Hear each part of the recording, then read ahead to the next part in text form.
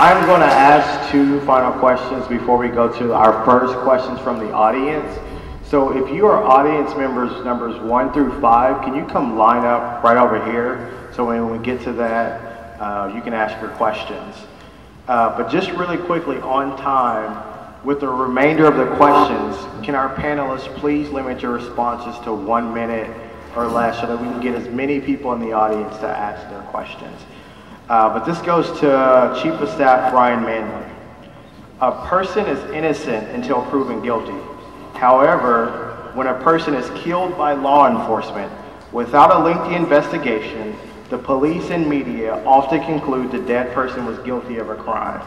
The dead is seemingly guilty on the spot, but it takes half a year for an investigation to determine whether an officer committed a wrongdoing. How can we be more sensitive toward the dead and the family that is grieving? So I think what we're looking at here is kind of our interest in being as transparent as possible and putting out as much information as possible when we're at the scene of these critical incidents, these officer-involved shootings.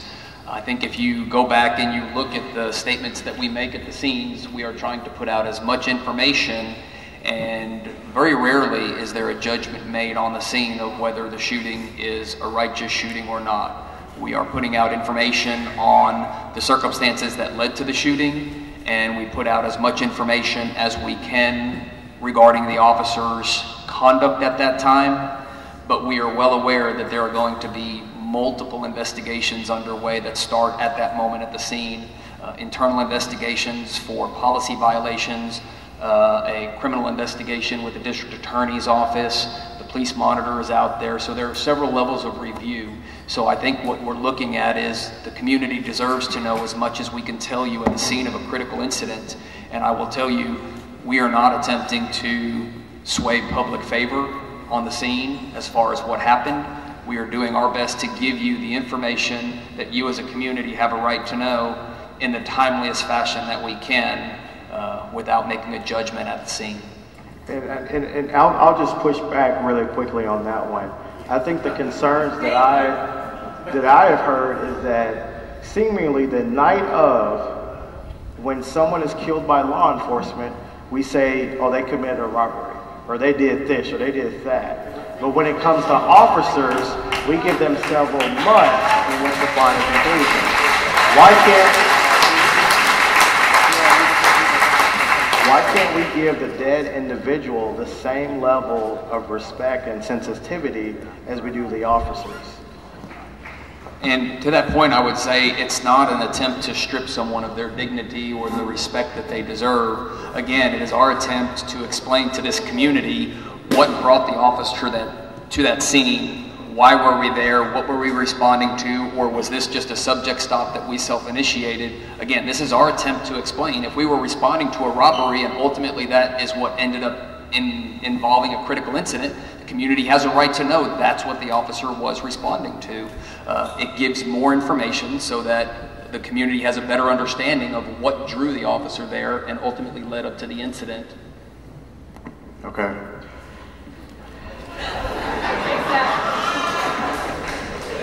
Now I will read the first question that we will select from the online community submissions.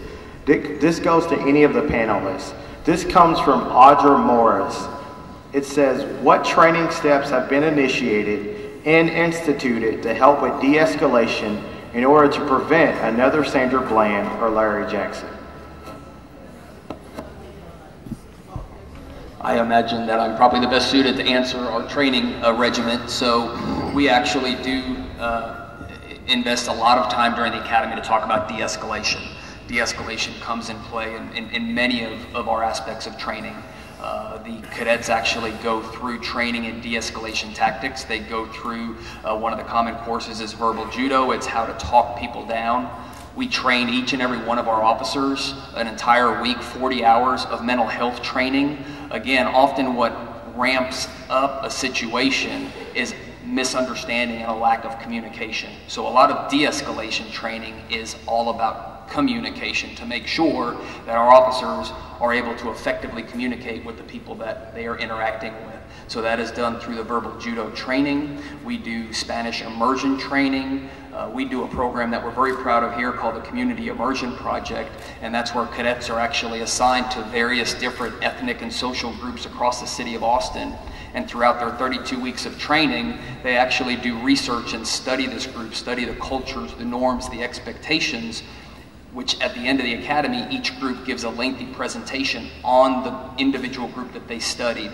All of this towards gaining a better understanding of the particular communities that we serve, so we can avoid some of the miscommunications that often leads to situations escalating themselves. We also offer training to our in-service officers that go back for additional training in tactical communication. And if I may just take just a moment just to mention that training is critical.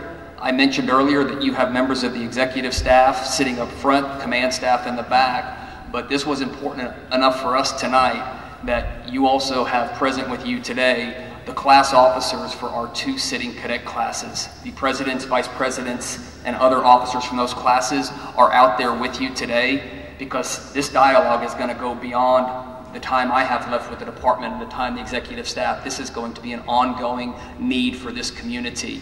And I will tell you the executive staff will be out at the academy later this week to engage in the discussion that we have here tonight with our cadet class. So that's how important we take this training. All right, thank you.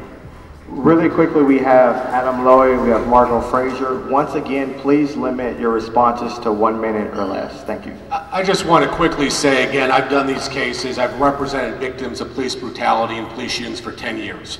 I want to make this very clear. The police department does not need 6 months to tell the public what happened. Okay? The policeman does not need 6 months to tell the public what happened. When there is a police shooting, the police put excellent, top-notch police investigators on the scene.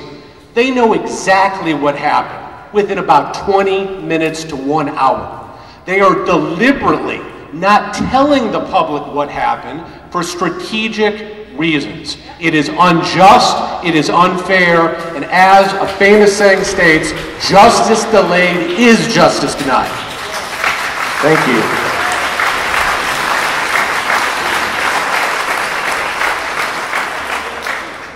Margo? First, let me say I agree with you. We don't need 6 months. Grand jury doesn't need 6 months. This process needs to occur a lot quicker.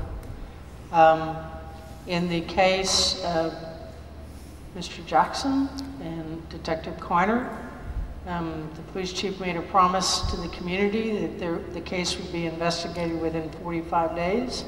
I will tell you, I personally took part in the investigation of that case, and we had it on the chief's desk within 45 days. It's a question of resources and priority, and what the community needs to do is let everyone in the system know that it is a priority to them. On the issue of training, let me say, the Office of the Police Monitor, one of the things that we often do is that we encourage and identify different issues of training that individual officers involved in a case need, and also problems that we see in the training. I want to commend one of the changes that has recently been made. I'm going to point him out, but of the Austin Police Association, Ken Cassidy, is in the back of the room. One of the things that we recently worked together, the police administration, the APA, and the OPM, was the idea of having some education-based discipline. I would much rather, and rather than an officer get a written reprimand and be told, don't do that again, I would much rather send them back and make them participate in training so that hopefully the behavior won't be repeated again. And that is something that has begun to happen. And there have recently been some changes in the command out at the training academy. And the commander who took over, these guys are all going to leave because I'm going to call them all out. But Andy Michaels, I see that he's back there. Commander Michaels, I think, understands that there are issues to be addressed, because his assignment before the training academy was he had to hang out with me every day as the commander over internal affairs. So there are improvements that need to be made. Officers do need to learn how to de-escalate. and learn how to better communicate with folks. That is clear. Some officers do it really great. Other officers, quite frankly, stink at it, and we need to deal with those people. Thank you. Real quick, Mimi. Yeah, really quick. So there's a time lapse between when there's a report put out. That's measurable. There's a time lapse from when an instance happens out in the street to when we get the information. That's measurable. And what I'm saying is that without those measures put out, they don't really have to. That's all. All right, thank you. We will now go to the Councilmember Houston. I promise it's 30 seconds. How many of you all have heard of the Citizens Police Academy? Let me see your hands. How many of you have attended? Okay, so one of the training options for us as members of this community is to sign up and go to the Citizens Police Academy. It gives you so much information about the kinds of things that police officers do go through. Now, I'm not saying that police officers come from every walk of life. Some come from the military where there's a different kind of chain of command. Some come from other states where there's a different kind of cultural awareness. But at least you know what goes on when they are trained. If anybody would like to participate in the immersion, I'm going to meet with the cadets in the next week. See me after the show, and we'll make sure you get so that you can talk to them too, because I'm trying to get them to come to 12th Street and go to the barbershops. That's where they need to go. So that's the immersion part, is deep into the community, not talking to me, but deep into our community. So we're working on that as well. Thank you.